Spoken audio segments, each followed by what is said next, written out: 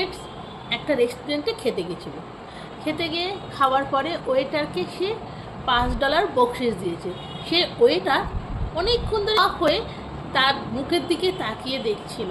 সেই দেখে Bill Gates তাকে জিজ্ঞেস করলো, তুমি আমার মুখের দিকে অবাক হয়ে তাকিয়ে আছো কেন? তুমি কি দেখছো, কি ভাবছো?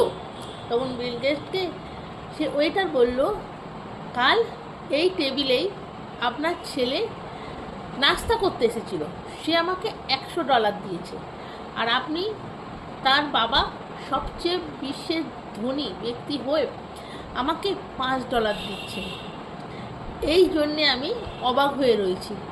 বিল গেটস তখন তাকে বলল, কালকে যে আমার ছেলে এসেছিল, সে তোমাকে $100 দিয়েছে, তার বাবা হচ্ছে বিশ্বের শ্রেষ্ঠ ধনী, আর আমি তোমাকে $5 দিয়েছি। আমি হচ্ছে একটা কাঠুরিয়ার ছেলে। আমরা আমাদের অতীতকে কখনোই ভুললে চলবে না। অতীত হচ্ছে আমাদের সবচেয়ে ভালো শিক্ষক। অতীতকে আমাদের কখনো ভুলে যেতে নেই।